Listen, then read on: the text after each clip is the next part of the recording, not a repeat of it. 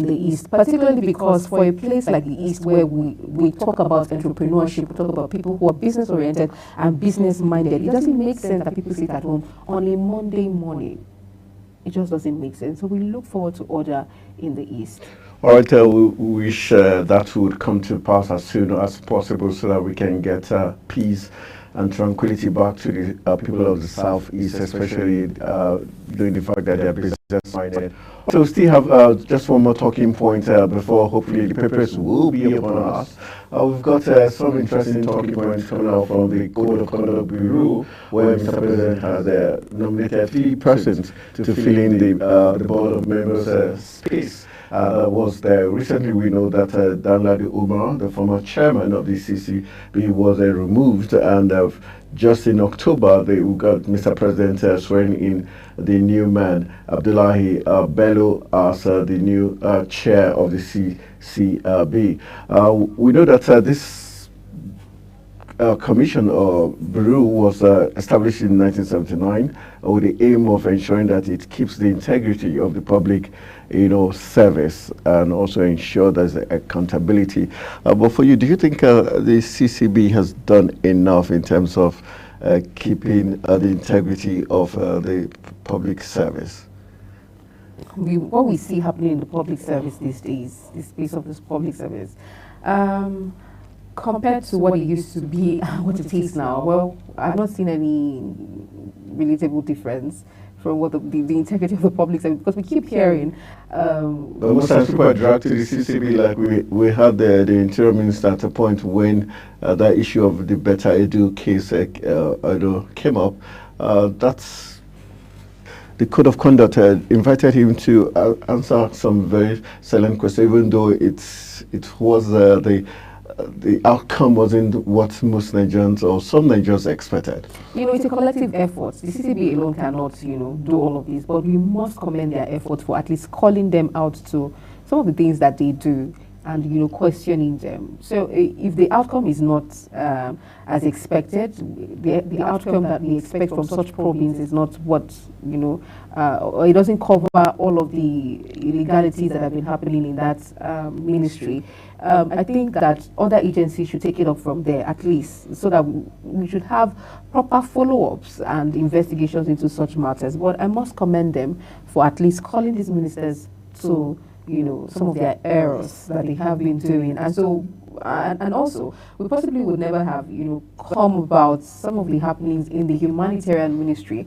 for a ministry like that, these figures that are being siphoned, meant for people who are vulnerable, the vulnerable Nigerians. We must commend them, and I think it's a collective effort for relevant agencies to begin to partner with the CCB to ensure that we put our public service in check. All right, we'll be going for another quick break. When we return, hopefully we'll be talking to Ben Shimang, who is of the African Service of the Trevella. Stories are making the rounds across a board, and on today's edition, we'll be having some key discussions. Hopefully we'll be having the Ambassador of Israel to Nigeria joining us via Zoom to speak as regards the issues of the insistent loans by Nigeria, the economic impact it's going to have on Nigeria. The economy is one of the talking points. And don't forget, we're still in the 16 days of activism. Gender-based violence is on top of the burner on this morning's program. So hopefully we'll be talking to Gad Peter, the former Executive Director of Clean Foundation, to help us look at this matter, how well we've been able to tackle the enablers of gender-based violence. Stay with us.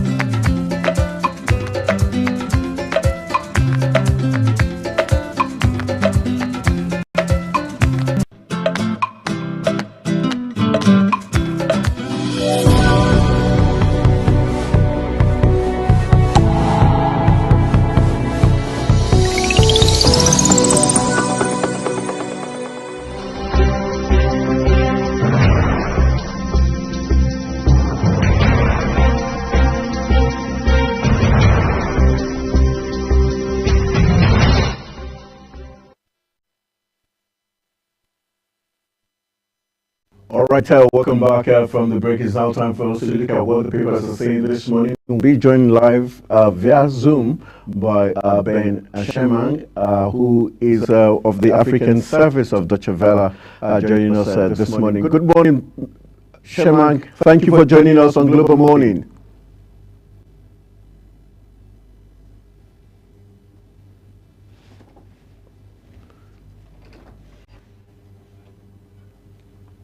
All right, let's look at what the papers are saying this morning. We've got some national dailies up here for review. We've got the Daily Times, we've got the Punch newspaper, and we also got the Nation's newspaper, the Guardian, Vanguard, the News Direct. For review, but we're beginning with the first paper, which is the Daily Times. Thank you once again for joining us on Global Morning.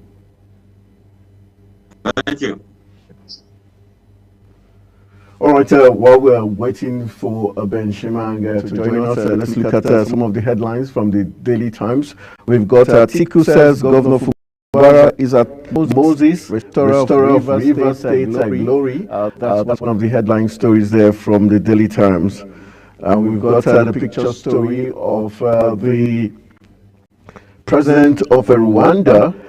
Picture story has the president of Rwanda alongside Professor Kingsley Moghalu, former deputy governor of the CBN in Rwanda. There, he is the chieftain of the president of the African School of Governance. There, that's the picture story there. Other headlines there, President Tinubu celebrates Atiku Abubakar at 78 is one headline story. We've got President Tinubu accepts state's visit invitation to France is another headline story there from the Daily Times. We've got a headline story, data breach is a rider there. It says Governor Okpeholo orders urgent review of Edo e-governance platform is the headline story there. Tinubu seeks Senate confirmation of General Oloide as Chief of Army Staff is another headline story making the rounds. Then we've got 2027 is the kicker. We've got PDP group ditches Atiku, 6 Southern presidential candidates is the headline story there. All right, let's get Ben Shemang joining us this morning. Ben Shemang, thank you very much for joining us on Global Morning. Thank you once again. All right, let's look at some interesting headline stories coming out from the Daily Times. We've got Atiku says Governor Fubara is Moses, restorer of Rivers glory. Then we've got President Tinubu accepts a state visit invitation to France. Is another interesting story. Then we've got data breach. Governor Okpeholo orders urgent review of Edo e-governance platform. We've got 2027 PDP group ditches Atiku, 6 Southern presidential candidates. For you, which of these stories catches your fancy, and which of them are you itchy to discuss about? I think the fact that the president has again gone to France abroad is one of the stories that we should look at seriously, because it's almost a kind of a weekly tonic that the president has to go abroad. Now he's on his way to France. I'm talking of trying to get investors into the country, when many investors are also leaving the country. We have to look at the reasons why many of these companies are leaving the country. In terms of electricity, every time we're talking of national grid failure, and you also look at the insecurity here and there. Now, if he's going to France, or he has gone to Saudi Arabia, he's gone to Brazil, he's gone to US, he's gone to all sorts of countries, we ought to be seeing investors coming on board. And if we are also having these kind of challenges, these are areas where the Nigerian President Bola Tinubu should also be telling the international community, come and invest in security, come and invest in electricity. But the situation where we keep on inviting, we keep on going, we don't see them coming, it gives us a room to kind of show some concern that we ought to see investors now coming in. We ought to see that security is tackled. And when we're talking about double taxation, local governments are taxing, state governments are taxing, federal government taxing, double tax, in fact, tripartite in nature. And so it kind of drives away the investors that Nigeria ought to have. All right, let's quickly look at the PDP ditching Atiku and looking for a southern candidate for 2027. Does this change the complexion of the polls come 2027?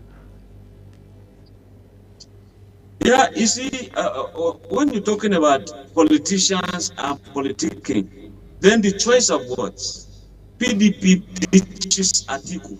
Now, you find some groups coming to say there was never a room where PDP sat as a party to now say, let us deliberately ditch Atiku, but again, if there are some people who are saying power should shift and go to the south, well, it has always been a clamor that power should always rotate between the north and the south of the country. But like some people will say those days in Ogun State, that power was always rotating between Abeokuta, the Ogbas, and the Ijebus. They left some of the Remos in between the Yewas. we are also trying to say that when it simply goes to the south, the Yoruba will take. It goes to the north, Hausa Fulani will take. What about the Middle Delta? What about the Niger Delta? What about the Igbo extraction? When will they have this? What about the Kanuris? When will they have it? So why don't we simply have power rotating among the geopolitical zones when it comes to the presidency? If we don't do it that way, then why don't we just simply throw it open for the best of the best to lead Nigeria, irrespective of where the person comes from, irrespective of region, tribe, or whatever creed the person belongs. So that would be a better deal for Nigeria.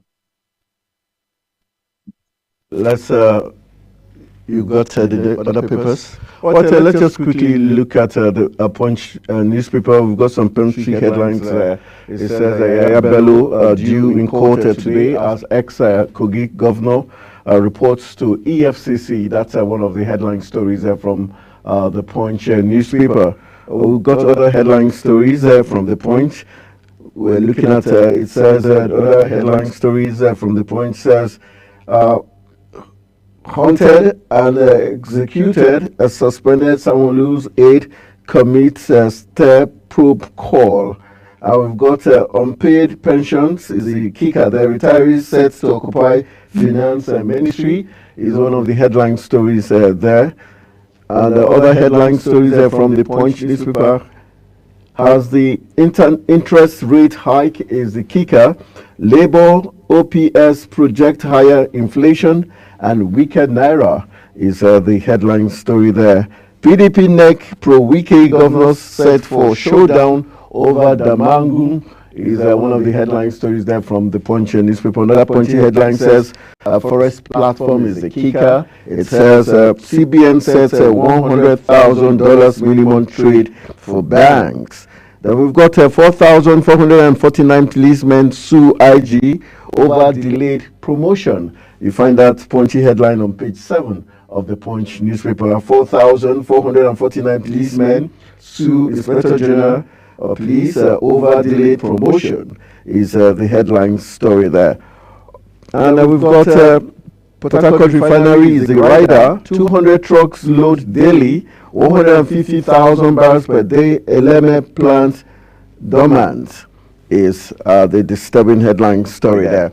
All right, let's quickly look at Bello due to court today as ex-governor reports to EFCC alleged 110 billion naira fraud. What's your take on the final arrest and prosecution of the former Kogi State governor? Yeah, you see, for Yahaya Bello, or do I say also known as the white lion, we know lions to be very, very courageous. But when lions begin to run away and they're busy hiding, they are supposed to be dominating the forest, so to speak. But when the EFCC simply was looking for Yahaya Bello and he went into hiding, today we are seeing his spin doctors say that he was not arrested. He walked into EFCC. He just went there and said, "Here I am." Now, all the same, we expect that EFCC should do its job. If truly there are money that are missing, as alleged, we ought to see that he's brought to trial. And one also wonders how such humongous amounts of money will always disappear just like that into thin air. We don't see bank executives being held responsible for anything. Where these monies kept raw cash in government coffers or offices? No. When you have Federal Allocation Committee sharing this money, figures are passed, they are wired via the banks. So at what point will a governor grab all of this? And we have financial intelligence unit that is supposed to be operational in all the banks. Any transaction of so limits, you begin to alert the EFCC. So was it that someone failed in their duty? And of course, the law is also very friendly to the big people. How is it friendly? you also have plea bargain. Very soon, some people will now come and say, look, this man ought to be abroad for medical tests, for medical this, and therefore they go to court. What do they want? We want the passport, we want free access, we want movement for them to go for medical checks abroad. Now, when they were in power, what did they do to ensure that hospitals are better off, to avoid all this medical tourism abroad, carrying our money to go do medical checks abroad? So it's not new that Yaya Bello will appear just like any other person, but is the law firm enough to take care of them? Is there any deterrent where indeed they can just simply, oh, well, it is all about the law?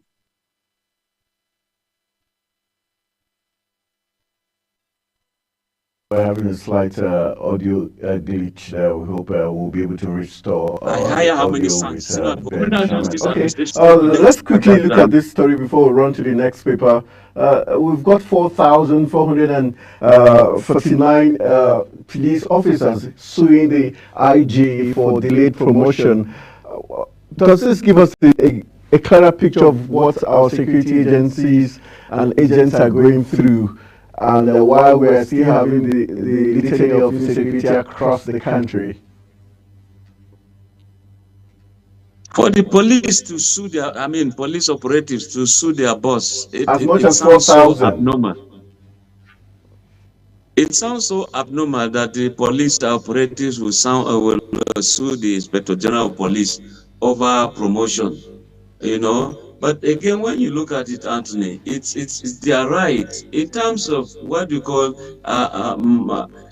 giving them their due rights to ensure they perform optimally. When you look at many of these policemen, they buy their uniform. Any black they can just sew it. Any black shoe, they just feel, oh, it can serve as a police uniform. They buy the ranks, they pay the ranks, something like that, and they sew the uniform. And you go to many of these divisional police offices, look at the state of their offices. No AC. The work environment is so dilapidated. So when they begin to say, give us promotion, okay, promotion has come. Okay, why don't you give us our new ranks? The new ranks have come. So where's the money that is backing up all of these things? So it's the whole gamut of things, yet we expect them to do wonders. So the police will need to have accommodation. They need to also secure themselves from insecurity. They have become subjects of attack. In some communities, they will not cooperate with the police to ensure the robbers are identified. Quite a lot of things are wrong. So it's not new, therefore, or strange that the operatives will sue their boss. We also expect that their boss should give them what they want so that they protect Nigerians. It is unheard of that the police will begin to sue their boss. Trucks per day. Are you impressed with that? And do you think it's going to help in probably reduction of the fare prices? Honestly, it's good omen that this all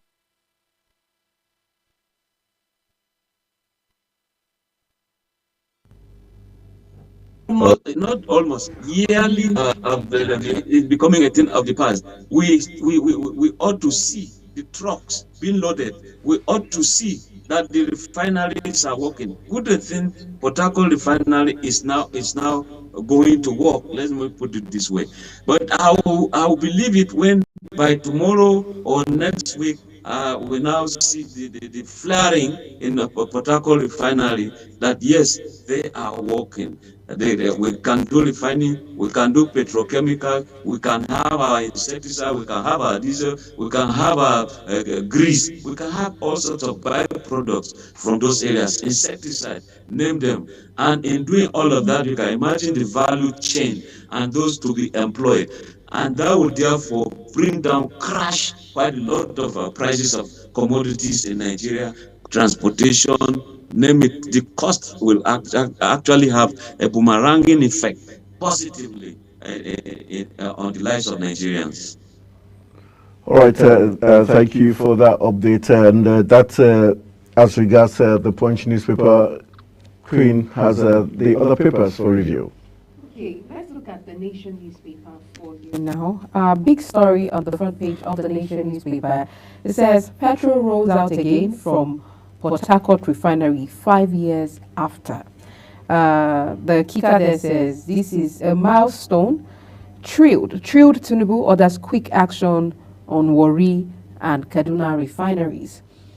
Well, we also have underneath this paper here, CBN raising interest rates to 27.5% will curb inflation and ensure stability. Rider says MPC retains other monetary parameters. And we have EFCC may take ex-governor Bello to court in Abuja today. And we have anti-graft agency uncovers 16,800 rebagged 50 kg federal rice palliative. Well, these are the stories that we have on the front page of the Nation. But let's look at these stories are quite, looking at intently and talking about. Well, let's look firstly at the petrol that is being rolled out from the Port Harcourt refinery after 5 years, and then President Tinubu is thrilled by this development and is also taking actions on. He's ensuring that there's quick action for the Kaduna and Warri refineries. So, Mr. Ben, what is your take? Knowing that the Port Harcourt refinery is, revived again. Let's get your opinion. Yeah, it's a very good omen, and we expect that since we also have Dangote by the side, Dangote can even go international. Ghana is already saying they'll be buying from Nigeria. So if the Port Harcourt refinery is working, it therefore means that first of all we stockpile everything in terms of domestic supply of PMS, so that we don't have shortages here and there. It is good omen, but when we're talking about 5 good years, it also follows that at the point 4 good years of Buhari's regime, there was no petrol anywhere refined in the country. Now it has come back. It's a thing that we should at least be happy over. But again, in terms of corruption, who are we holding responsible for what happened before now? But in terms of looking back, we should not also just try to just let's crush those who did all of this at the expense of not more making progress. Good that the refinery is back. Good that the tankers will be there. But again, in terms of haulage, don't we think we should be using the railway to do haulage of this petrol to many parts of the country? Go to the interior of the country. With having petrol tanker explosions here and there, it shouldn't be a continuous kind of practice. If some other countries are doing haulage using the railway system, why shouldn't we do all of that to ensure that we move forward positively? Good thing we have it. Mr. Ben, I want to believe that we have to. Incidentally, this is where we'll draw the curtain on the newspaper review. We have to take a break now and bring the AM news to our viewers, but we'll have you again discuss on some of the topical issues that are on the front page of the paper. Thank you for your time for now. Thank you very much for having me.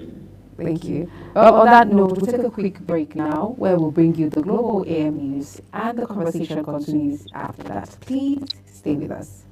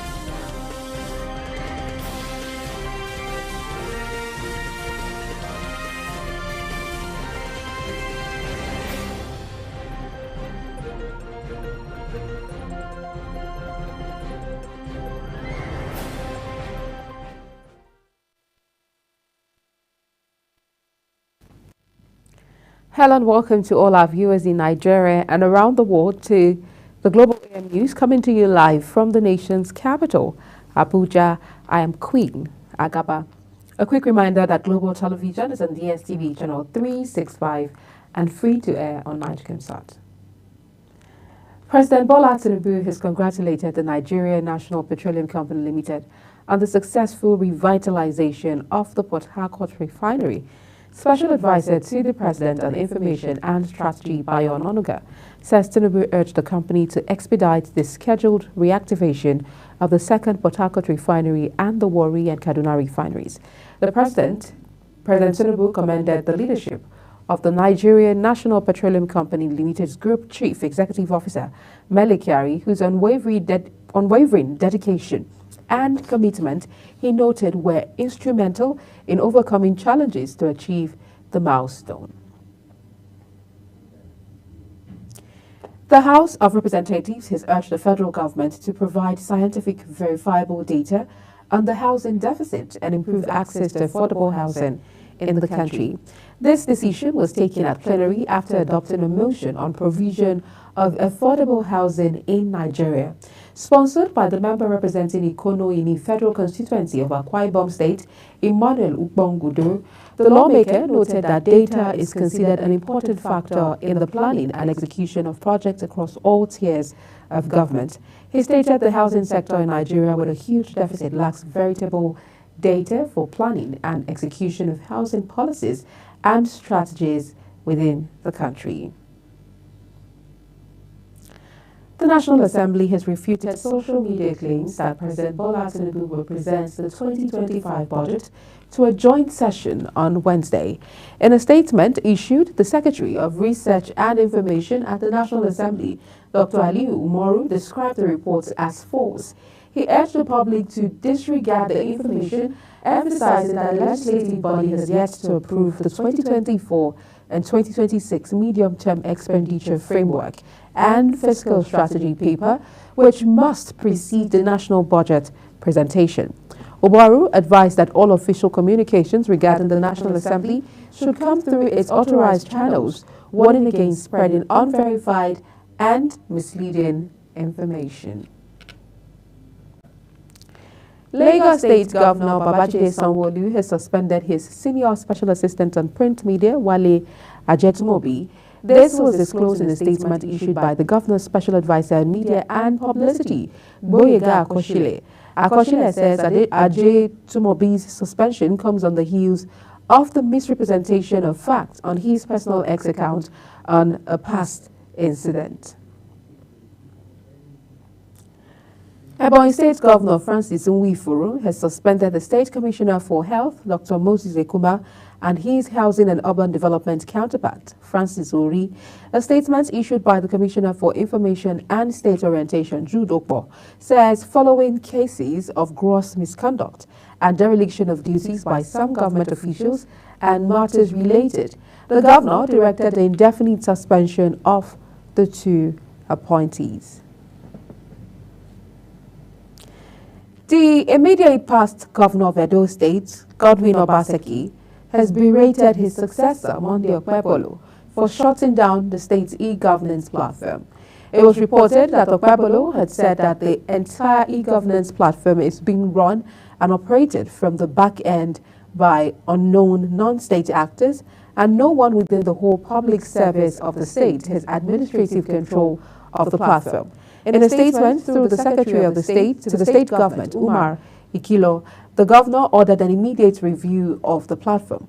Governor Okpebholo says all officials and staff of ministries, departments, and agencies are to continue to work on the platform pending the outcome of the ongoing review. Minister of Solid Minerals Development, Dr. Dele Alake, has given the Mineral Resources and Environmental Management Committee, also known as MIREMCO, a 90-day ultimatum to improve its performance or face severe sanctions from the federal government. The minister issued the ultimatum at the annual general meeting of the committee. Global Television brings you details. Minister of Solid Minerals Development, Dele Alake, expressed his dissatisfaction with the agency's current performance, emphasizing that it is Mineral Resources and Environmental Management Committee core responsibility to interface between subnationals, local opportunities, operators, and the federal government to minimize cases of conflict. Section 19, subsection 3G has not been effected by you. And I'm giving you a moratorium of 90 days, within which I will have no more excuses to give to the president. We'll just start the process of reviewing the act and removing this body entirely from the system. Quoting from the Nigeria Minerals and Mining Act 2007, Section 19, subsection 3G, which makes it mandatory for MIREMCO to act as a liaison between the subnational authorities, the local government, the communities, and the operators. Alake stressed that the provisions of the Act has not been effectively executed by the committee. According to the minister, if the provisions of the Act had been effected by MIREMCO, the spate of interference witnessed by the subnationals in the instance of local governments shutting down mines, making policy pronouncements that are outrightly unconstitutional would have been minimal. Are supposed to be the first point of contact between the operators and all authorities, local, state, or federal. You are supposed to be the first point of contact if there are any issues. If the states had issues, you are supposed to be the first point of contact because you chairmen are nominated by the state authorities. So it's as if you have gone to sleep.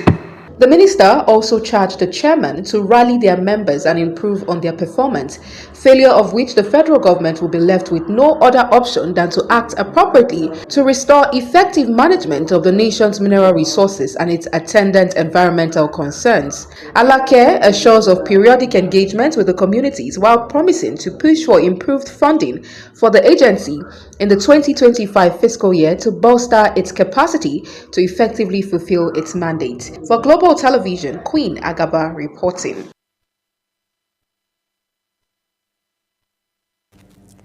The Inspector General of Police, Kayode Egbetokun, is set to unveil the School Protection Squad in Ogun State. A statement released by Ogun State Police Command spokesperson Omolola Olutola, the initiative will be inaugurated during a two-day event themed capacity building for security agencies and other stakeholders. The initiative is aimed at enhancing and promoting the safety and security of schools across the state. Governor Alex Oti of Abia State, I beg your pardon. Governor Alex Oti of Abia State has urged the Nigerian army to end the alleged harassment and humiliation of travelers at military checkpoints across the state. There were reports that travelers are often forced to disembark from their vehicles and cross checkpoints on foot, sometimes with their hands raised, while trucks conveying traders are allowed to pass freely with passengers on board. Addressing the issue after the State Executive Council meeting held at the Governor's Mbosi Country Home, the security advisor to the Governor, McDonald Uba, revealed that OT has warned security agents against such practices. Former Governor of Kogi State, Yaya Bello, is currently in custody of the Economic and Financial Crimes Commission, EFCC, over alleged misappropriation of funds. There are reports that the anti-graft agency arrested him, while unconfirmed reports say he drove to the commission's office with his lawyers. At the last hearing on November 14th, the EFCC had sought for adjournment till November 27th in the fresh case it instituted against Bello, saying that a 30 days window was still running for the summons earlier issued. The Coordinating Minister of Health and Social Welfare, Professor Mohammed Pati, says the annual loss to Nigeria's gross domestic product from malaria exceeds $1.1 billion. Pati says the inaugural made this known at the inaugural meeting of the Advisory on Malaria Elimination in Nigeria in Abuja. A statement issued by the ministry's Deputy Director of Information and Public Relations, Alaba Balogun, stated that Pati described malaria as not just a health crisis, but an economic and developmental emergency that must be eliminated. Pati says the unveiling of the advisory body is a bold and decisive step to confront and address the disease. The federal government has directed tertiary institutions in the country to establish sexual assault referral centers to address cases of students offering lecturers sex in exchange for good grades, harassment, and gender-based violence on campuses. The Minister of Women Affairs, Iman Suleiman Ibrahim, affirmed this at the National Summit held in Abuja by Alliances for Africa in collaboration with the Committee on Gender Directors in Nigeria to kick off the 16 Days of Activism campaign against gender-based violence. The directive comes 3 days after the Federal University in Oyekiti cleared a female student, Ramota Olahunloye, to graduate following the remarking of her final year examination script. Imo State government has approved the implementation of a 70,000 naira minimum wage for workers in the state. This comes as part of efforts to align with the federal government directive on wage increases and improve workers' welfare. Imo State correspondent Amarachi Ibe has the rest of the story.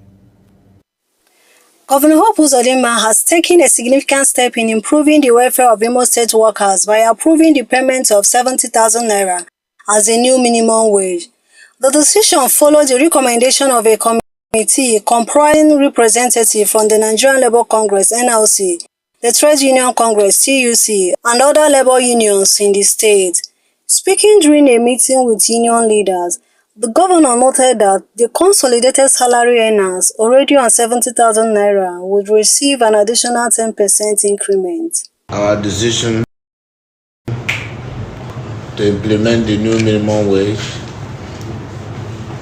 of 70,000 naira, and in addition, having discovered that those on consolidated salary package are all above 70,000 naira, we approved a 10% increase to their salary package. Governor Hope Uzodinma also approved the implementation of promotions for state workers and announced a raise in pension allowance for retirees along with their inclusion in the state's free health care insurance scheme. Approved the immediate implementation of financial effect for all promotions that were carried out recently. And we promise to review pension allowances as soon as we conclude the audit. We are committed to making sure our workers are happy and our pensioners who want their youth having Imo State are adequately rewarded. Labour leaders in the state expressed their gratitude to the governor. The chairman of NLC in Imo State praised the administration's commitment and assured workers' dedication in return. I want to sincerely appreciate you. I want to say God bless you. The workers of Imo State, well, thank you. We appreciate you. We will show you that we love you. Not that you are sure that they are going to implement the 70,000 minimum wage. You also added a lot of legit into it. The signing of the 70,000 naira minimum wage into law marks a significant milestone in Governor Hope Uzodinma's administration, demonstrating his dedication to enhancing the life of Imo State workers. From Owerri, Amarachi Ibe, reporting for Global TV News.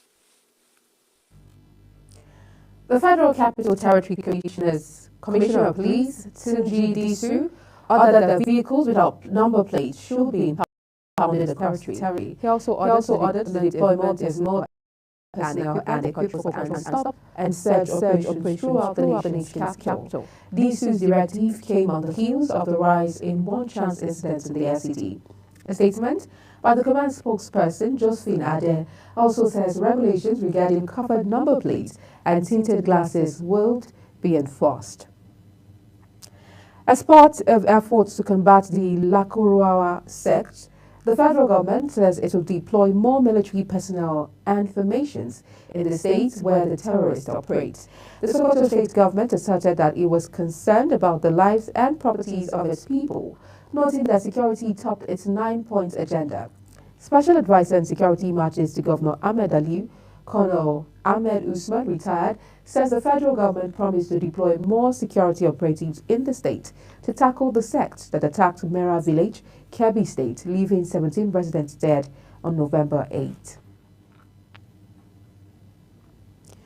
Many people have been hospitalized in various facilities following a free medical outreach in Abriba, Ohafia local government area of Abia State. The State Commissioner for Health, Ogbonnaya Uche, confirmed the incident in a statement in Umuahia. He attributed the hospitalizations to suspected adverse drug reactions and assured the public that healthcare personnel were working diligently to stabilize and treat those affected. The statement revealed that the organizers of the outreach had failed to obtain necessary approvals from the ministry. It warned that such unauthorized events would henceforth attract prosecution to prevent future occurrences. You're watching Global News AM on Global Television, coming to you live from the nation's capital, Abuja.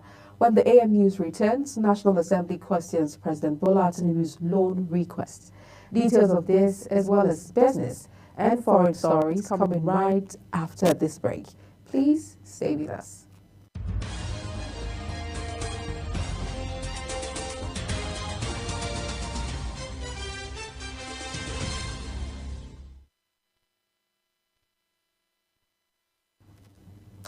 Many thanks for staying with us. If you just joined us, this is Global Television bringing you a live broadcast of the AM News.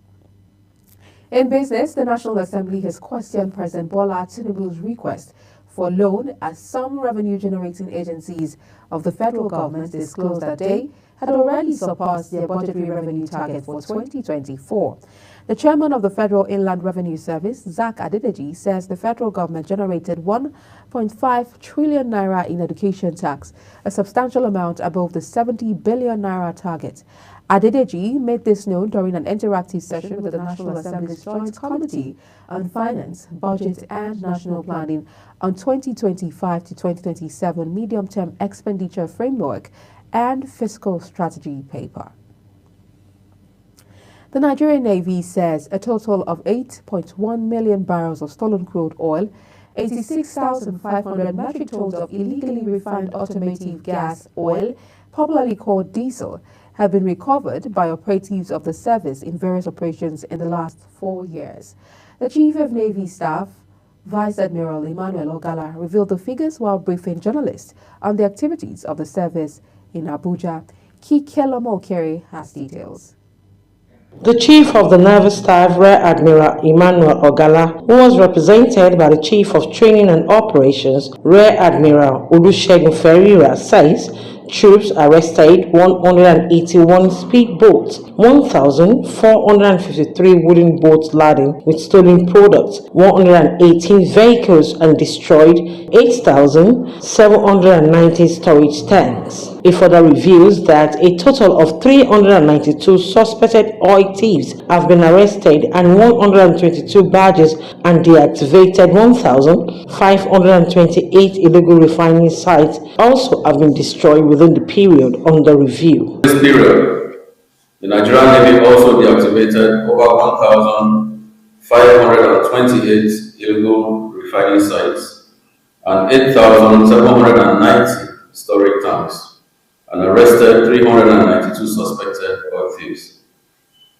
The suspects were handed over to relevant law enforcement agencies for further investigation and prosecution. He says, despite the sterling performances, there have been misinterpretation in certain quarters aimed at tarnishing the image of the Nigerian Navy. The Chief of Training and Operations says the misinterpretation are peddled by mischief makers whose freedom of action in oil theft have been severely degraded by the Nigerian Navy. He reiterated the Nigerian Navy's commitment to several strategic initiatives such as presidential crude oil barging regime. However, some unpatriotic elements are determined to plunder the country's oil resources for personal gains through oil theft and other acts of economic sabotage. Over the years, the Nigerian Navy employs measures to address the scourge of oil theft. In this regard, the Nigerian Navy conducts anti-oil theft anti-piracy, anti-smuggling, and anti-illegal fishing operations, amongst other functions. Anti-oil theft operations remain the Navy's most critical function due to the contribution of oil revenue to Nigeria's economic survival. Ferreira also stressed the Nigerian Navy's commitment to transparency, working with other regulators in the monitoring and enforcement of approval granted to operators to lift crude oil and other refined products. He says this enables the Nigerian Navy to ensure compliance for legitimate upstream and downstream operations on behalf of the regulators. Kikelomo Okere, Global Television News. The Monetary Policy Committee of the Central Bank of Nigeria has raised the monetary policy rate, which benchmarks interest rates in the country to 27.50% from 27.25%. Olayemi Cardoso, the Bank of Nigeria's governor, the Central Bank of Nigeria's governor, announced the committee's decision at a press conference on Tuesday after the panel's 298th meeting in Abuja. He says the committee increased the monetary policy rate by 25 basis points. Meanwhile, the Association of Bureau de Change of Nigeria has revealed that the Central Bank of Nigeria has extended the deadline for BDC operators to recapitalize by 6 months. The association's president, Aminu Gwadabe, stated this during the virtual general meeting with members. With this extension, the new deadline for the recapitalization will be June 3, 2025. In May, the Apex Bank had issued a new operational guideline for BDCs, which became effective June 3rd, directing all existing Bureau de Change operators to reapply for a new license according to their preferred categories and meet the minimum capital requirement of the license category applied for within 6 months from the effective date of the guideline. The federal government has announced plans to continue its nationwide consultations on digital economy and e-governance bill, with plans to visit 4 more states this week. This followed earlier discussions in 16 states and aimed at gathering input from all regions to shape the legal framework for Nigeria's digital economy. The Minister of Communications and Digital Economy, Bosun Tijani, says the upcoming consultations will take place in Kebbi, Oyo, Anambra, and Sokoto.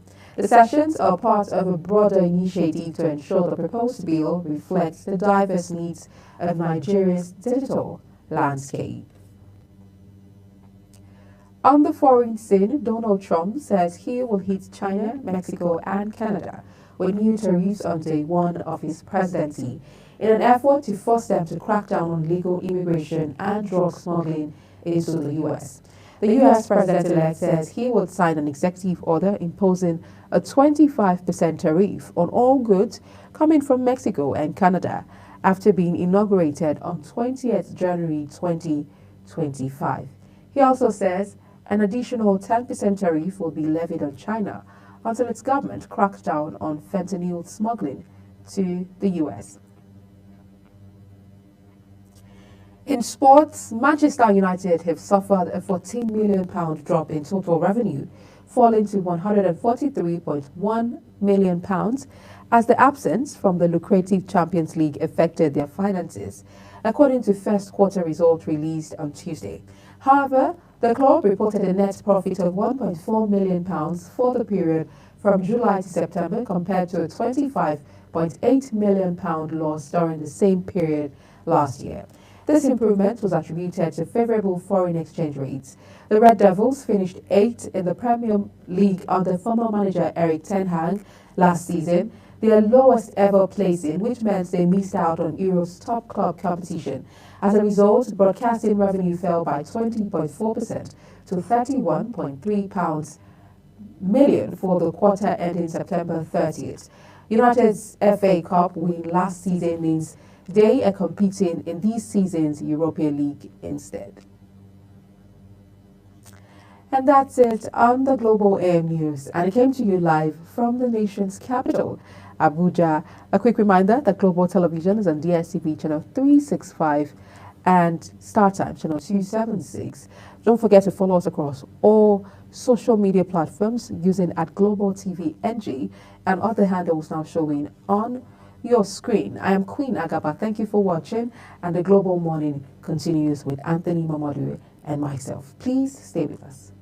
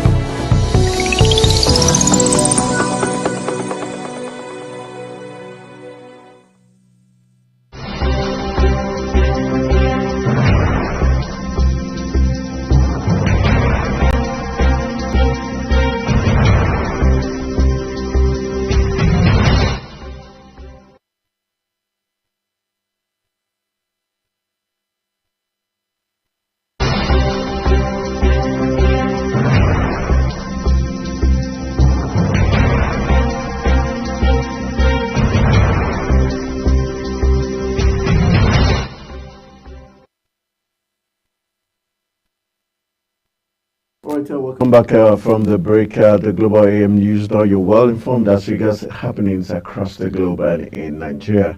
One of our talking points today will be on the incessant loans by the federal government.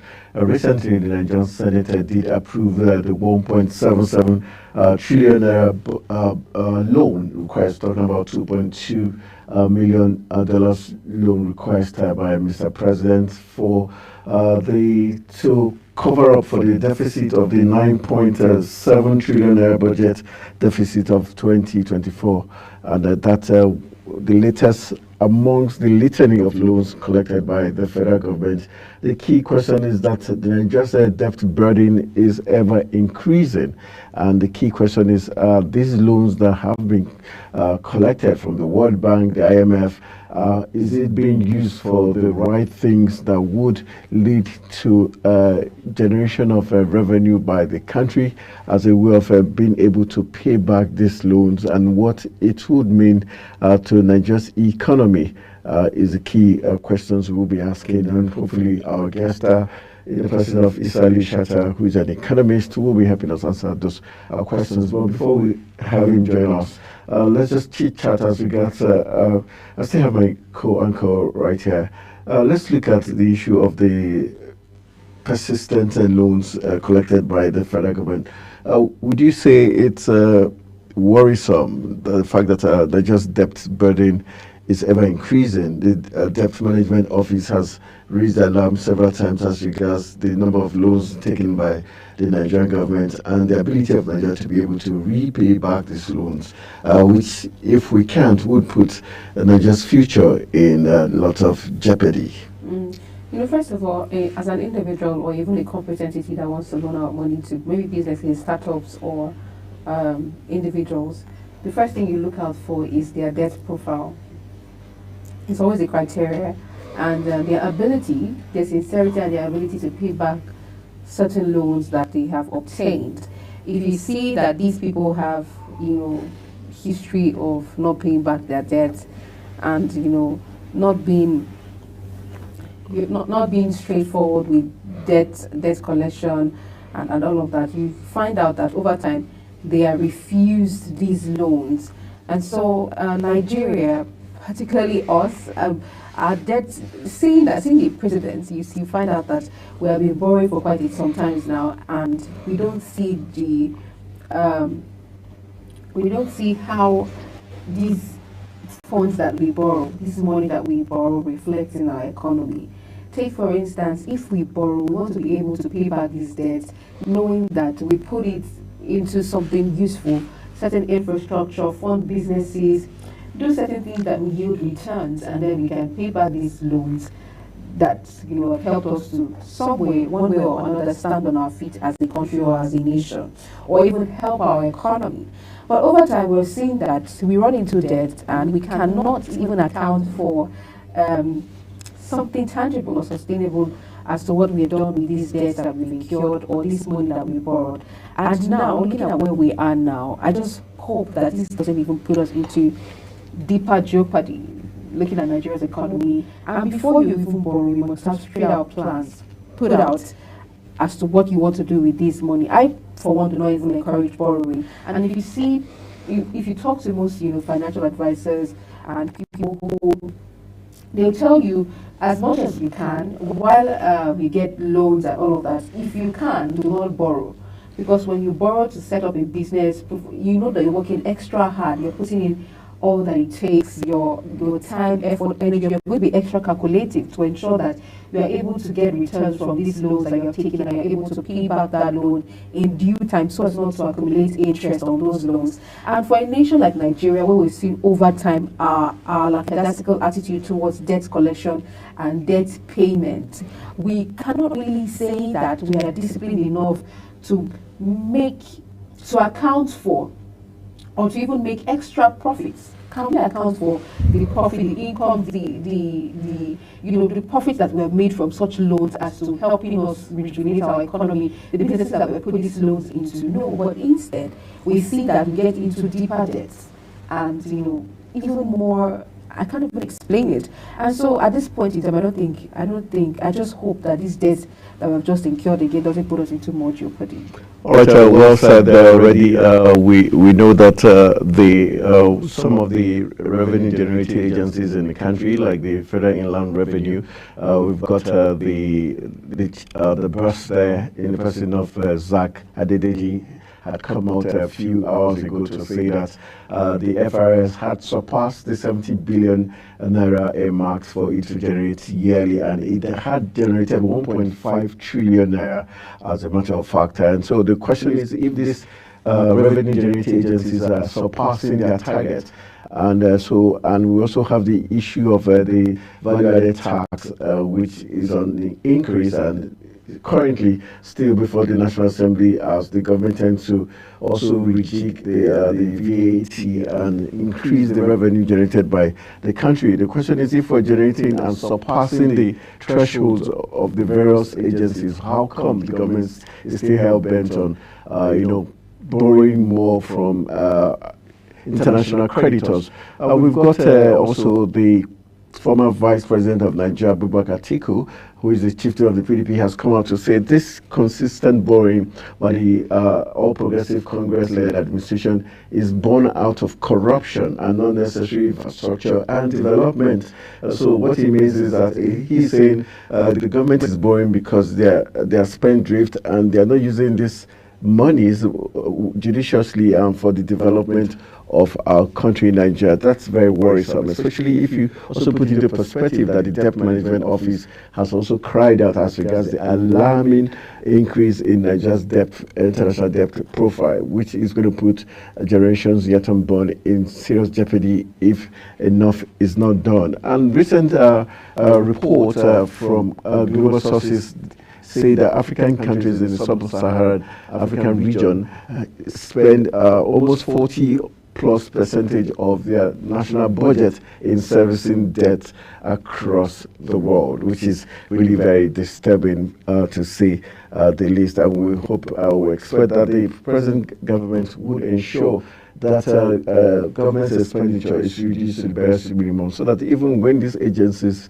revenue generating agencies like the FRS and co, are able to surpass their marked target, these monies can be channeled to the right places and sectors to improve our economy. Recently, we had the Manufacturers Association of Nigerian Man cry out to the fact that the government is not investing its resources into that sector, which automatically will help the economy of the country, because once that sector is empowered, it means there's going to be a ripple effect because of the fact that they also have the ability and capacity to create employment and also have ripple effects that will be domesticated across the states and local government areas. So we hope in the coming days, as we look at the policies of this present administration, that at the end of the day would see the light, and these borrowings would make a lot of sense if Nigeria's economy begins to boom once again. All right, those are one of the talking points we'll be looking at. We'll also be looking at the gender-based violence, which we raised, and we're still within the 116 days of activism, where we're looking at how to stop, prevent, and not just tackle, but prevent gender-based violence. It's common amongst men to women, and also, but that's not taking away the fact that also the girl child is also the boy child is also involved when it comes to gender-based violence. And we're hoping that this period where the United Nations and all civil society organizations, faith-based organizations are drumming it in the ears and eyes of Nigerians and across the globe as regards the dangers of gender-based violence. And I know you've got some issues to discuss about having not experienced firsthand, but having met people who have experienced gender-based violence. You smile like you would not let it happen. You see that but the enablers that let this happen remotely, and at times also there's this issue of when you talk gender-based violence, it just looks like it's only the women suffering it, which is unfair because the men also suffer gender-based violence. It might not be physical, but based emotionally, and also the words of mouth from the women can also be damaging to the psychic of the male folks. Yeah. And so anybody that is a physical abuser, whether a female or a male, also a psychological abuser, because before people get physical, they first of all get psychological or mental. So it starts from there before it builds up and they become physical abusers. But do we agree that women are also enablers of this violence technically? Because when you know, like for instance, just not to cut you short, you know the person you're married to or the person you're engaged to has a short fuse, to say the least, because we all cannot be perfect, we all cannot have the same threshold of tolerance, and you know he has a short fuse. And you deliberately say things, or probably you know he's also, for instance, again, you know he's tipsy, and you deliberately, you know, try to, you know, trigger it, and into, yes, and because you already know he's probably tipsy, and you trigger that, knowing fully well that at that point he might not be in his complete senses. I think that's, it's not also being fair, because like you're calling it upon yourself.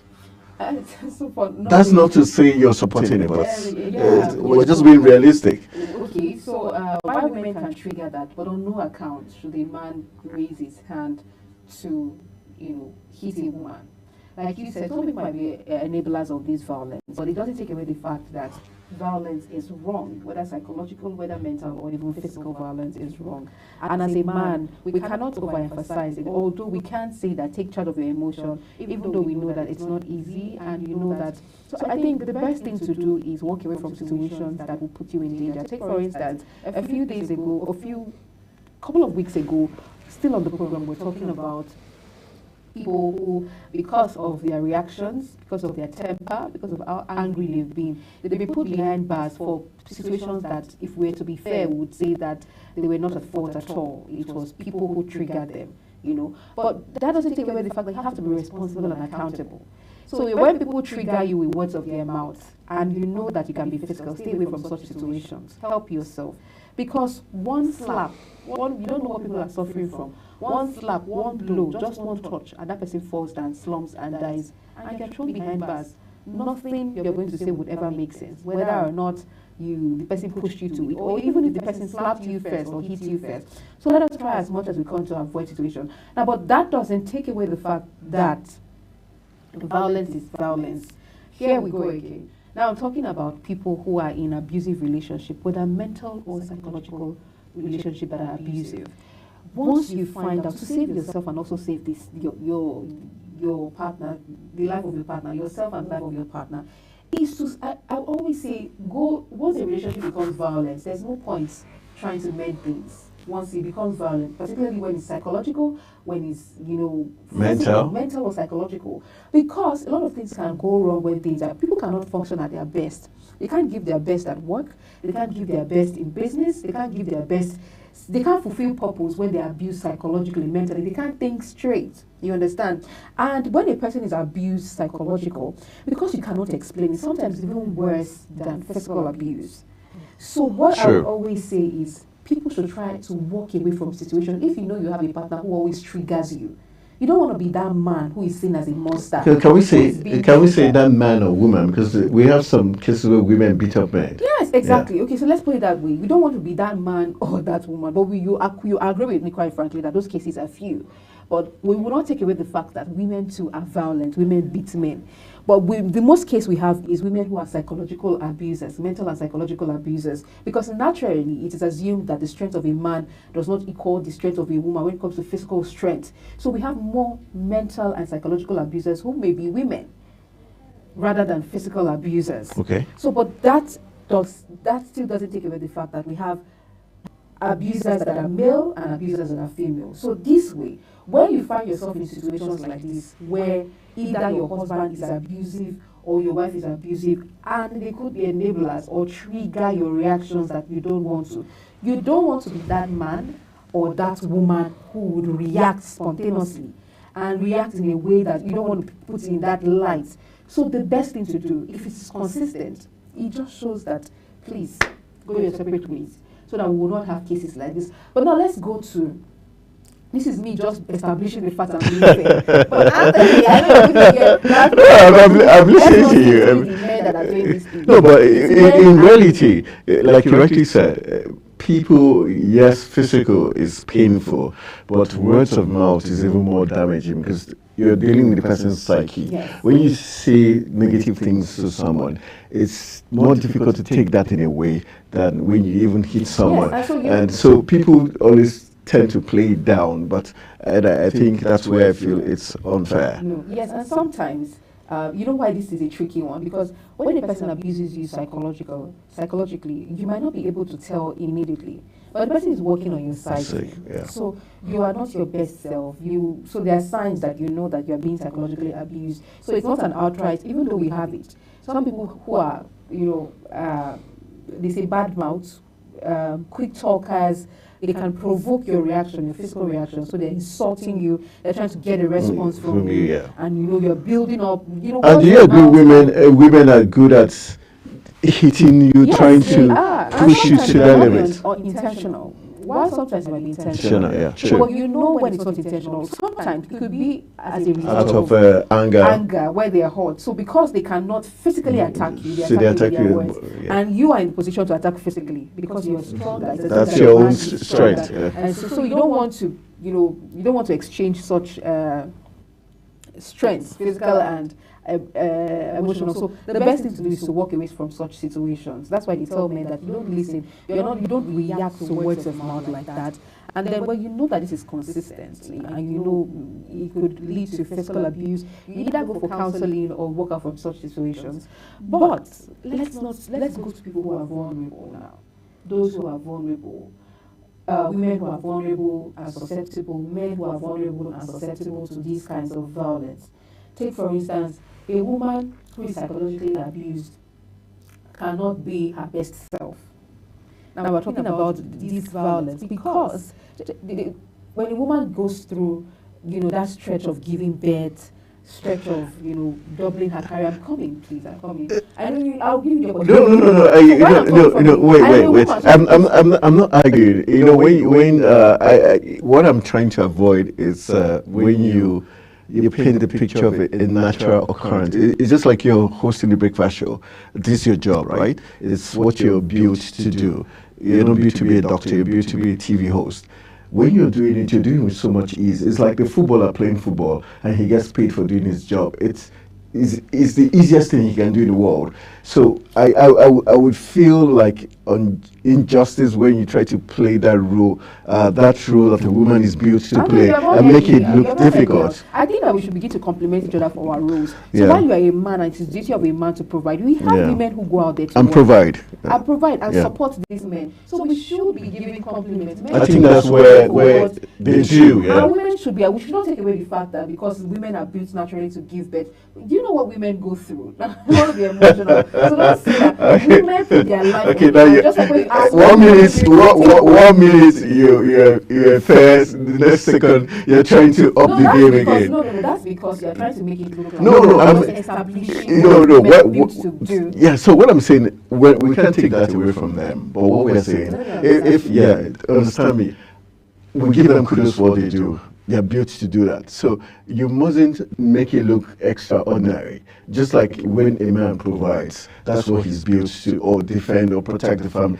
That's what he's built to do. All right. So you're not doing anything extraordinary, like my boss would say. You're just doing your job. Women are doing extraordinary, Anthony. So men also do things extraordinary. If you put it that way. But why would you put it that way? Let me establish this. When a woman goes to the labor room, sometimes you hear of cases where women are given 50-50 chances. That it's either you are, because there's a whole lot on the line. It's not. I know that it's a natural process for women to take in and give birth. Okay. But right there in the theater where they're supposed to give birth, it takes a whole lot. Have you seen a woman in pain? Have you seen a man going out there to hospital get something for the family? He can be killed somewhere along the line. A woman can be killed as well. So that's what I'm saying. Just make it a 50-50. I can't make make it a 50-50. Why? While I'm making it a 50-50, I must But establish you the fact that women keep fighting for equality. Equality means 50-50. Well, Anthony, while what I'm saying now is it's different. Have you ever seen a man go to the labor room to give birth to you? Because that he's not built for that. He's not built for that. A woman is built for that, but we mustn't take away the fact that it takes pain for that to happen. When a man toys the soil, it takes pain to toil the soil. But we have had cases where women, am I not a woman toiling the soil right Yeah, now? you're not toiling the soil. You're not toiling the soil. Okay, hold on. I'm not even trying to even establish the fact that women go through a lot. No, obviously they do. I was trying to give an example that right. Take for instance, where this psychological abuse comes take into for play. instance, a woman goes through that process of giving birth, and things happen naturally. She loses her usual body size, body weight. You get to see changes, stretch marks, all of that happens. And then you have a man who is inconsiderate. Take for instance, no, I'm just listening to you. I'm not saying anything. The man will be there now. This woman has gone through the process of giving birth. Do you know why she's giving birth? He's also psychologically worried. Anthony, listen. Now you sit here and tell that woman who has just gone through that process of giving birth and body changes and all that it's a natural process, and you expect her to snap back to normal immediately, and that's where it starts. Because you just think that there's nothing extraordinary. We are built for this, and I expect you to go back to a size 8 that you were before giving birth. That could also be an abuse. Because it takes time for this woman to heal. She needs support, both physical, mental, financial, every support she needs to get from that man. But the man sits down there and thinks that, okay, it's natural process, we are built for this, and I expect you, after giving birth today, tomorrow I expect you to go back to a size 8. You could be body shaming her. We've had instances where women give birth and the men say they smell. Because now it's assumed that it's natural. Both sexes do that, right? Hold on. It's assumed that you give birth and, because you are breastfeeding, a lactating mother, your body changes. You have that odor, you need to be properly taken care of. A whole lot happens. Their body is not the way it used to be before. And it's a process that needs a right-thinking man to walk through that process with them. But a man who is an abuser would begin to, prey on these women, particularly body shame them. Most women, after giving birth, lose their self-esteem. They can't even live healthy lives. They can't work out healthy because they don't have that support, that emotional support. It takes a strong woman to go through that process. I'm saying that process because it's a lot of process. And now, a man is not telling you, body shaming you, see how fast you are looking now. See stretch mark everywhere. See this. You're diminishing her self-esteem. That is emotional abuse. And if it's consistent, it can water down a woman. Rather, a woman would rather want to be with somebody, people who would walk them through that journey of where they where they want to be, where they're coming from, and where help them with exercise routines, help. Marriage is for compatibility. They need that help. They need that and not somebody who waters them down.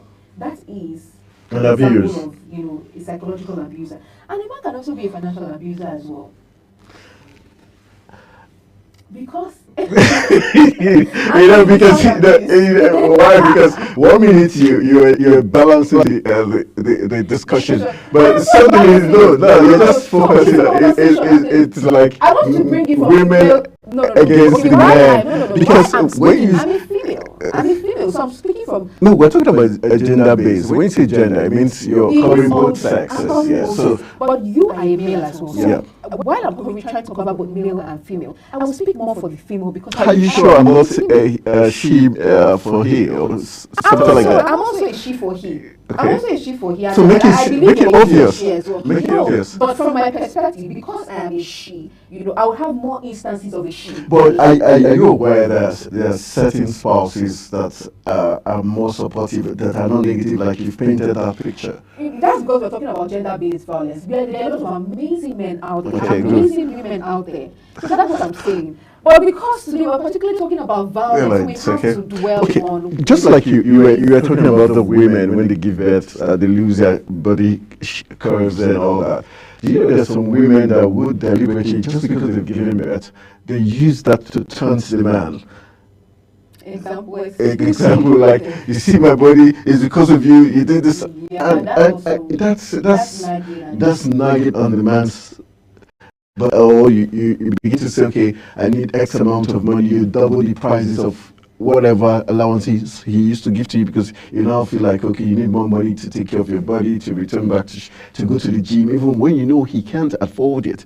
So I just believe that both sexes have or gender have these issues, and it goes back to how you guys started. Did you marry your friend? Did you know this person very well? Because when you make people get married to you using very devious means, women can be manipulative. They pretend very well. So if you see that, you see my point. okay, now you see, I'm already